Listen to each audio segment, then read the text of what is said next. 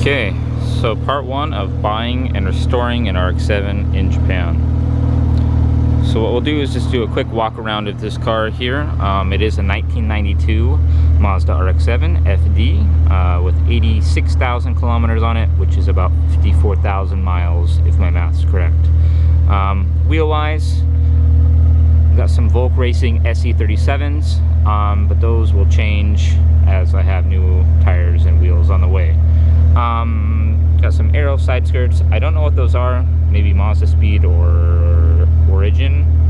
Not 100% sure. This car is going to paint, so I will take those off and I'll check. Same with the bumper here. This is an early gen Fujita Engineering feed bumper, if my research does me correct. At least that's what I'm pretty sure it is, but if I'm wrong, or you know what this is, correct me in the comments. But again, this car is going to go to paint, so we're going to take off the front bumper and hopefully there's some markings. But when I bought this car, I got this at auction. It was a 3, so not the best, not the worst in terms of grading. The reason it's a 3 is because the paint is absolutely thrashed. Unfortunately, the pictures did not prepare me for how bad this paint actually was. So just doing a quick walk around, you can see the clear coat is absolutely toast. That's unfortunate, you know, but I guess that's what happens when you buy a car from auction. Otherwise, the car is in great mechanical shape. We did a, well, I say we, but with the help of my buddy Kimura-san here, we did a compression test on the car, and I'll cut to that footage right now. Okay, we got a rotary compression tester right here. I'm going to test this thing out, and it's either going to be a really happy day or a really sad day. Okay. Okay. Ready? Hi.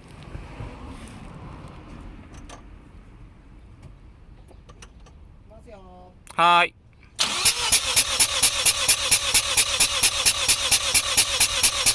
Okay. It's a happy engine. Okay, there's our compression numbers across the board. There's the start, and then it'll correct itself. So let it go back around.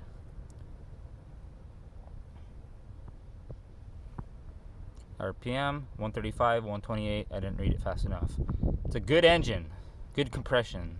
We're gonna do the other housings now. Check it out here. Wow, 135, 135, 130.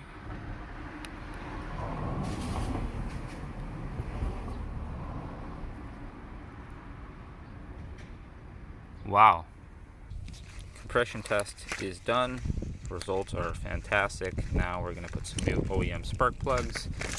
And then we have a plug wires here as well from Auto EXE. Put those in there. Everything will be brand new, happy and healthy. Okay, new OEM plugs installed. Next is to do a plug wires.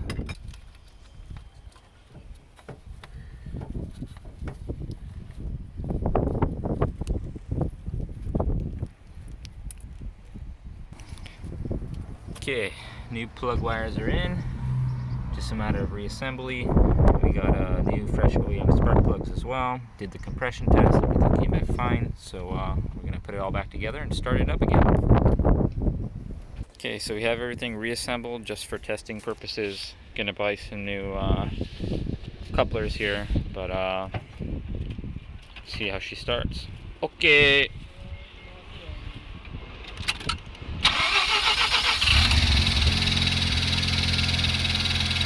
First try. So again, can't see it now, but brand new OEM spark plugs and plug wires. So nice and happy. Okay, so hopefully, as you can tell from the video, the compression test was absolutely fantastic. The car came back nice and happy and healthy. What I'll do is pop the hood right now so you can take a look at it. I'm just letting the car warm up. You know, I just moved it, so I don't want to start it and stop it, start it and stop it. So, kilometers again right there, 86,508 kilometers. which again, I'm pretty sure is like 54,000 miles. I'll do an interior tour here in a second, but I got the hood popped, so let's take a look at that. Okay, so engine bay. You got a nice arc filter here. This is new. I sourced this. The other one was a little bit grimy, but you know, not too bad. Just wanted to replace that. Polished some stuff up. HKS intercooler pipes.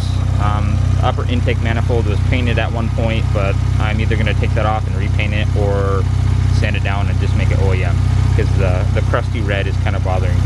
Nonetheless though, you have Grex Truss oil relocation kit.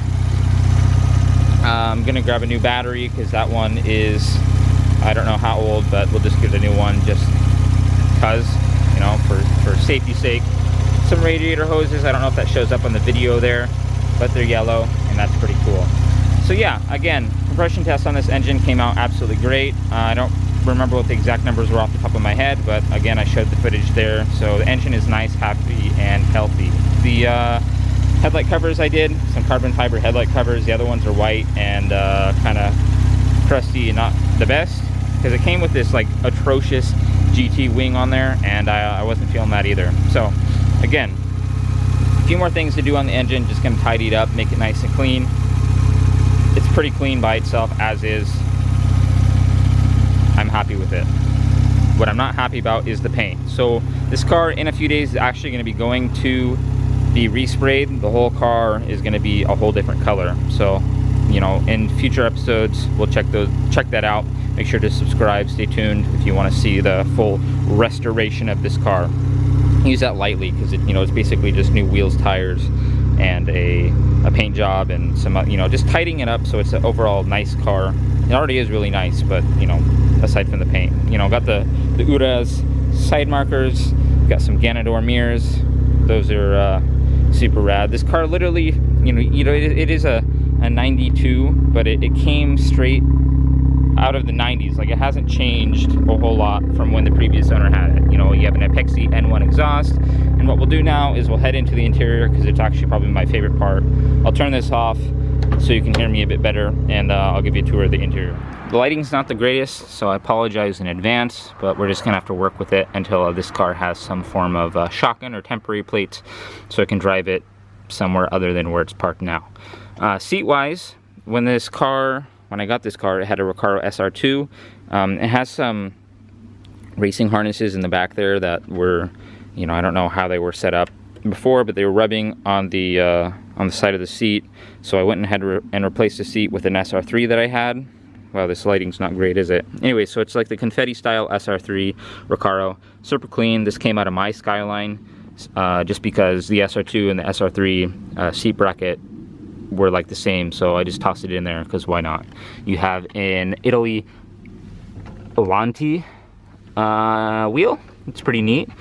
The more neat part is all these old school gauges. So you have your Blitz turbo timer, you have your Greddy EK temp, EKT temp, and then you have these integrated into the dash over here. You have some more Greddy gauges. Greddy oil pressure works. These don't work, I'm pretty sure, so I'm gonna have to figure that out. Coming back around to the passenger side, again, the light sucks. I'm sorry.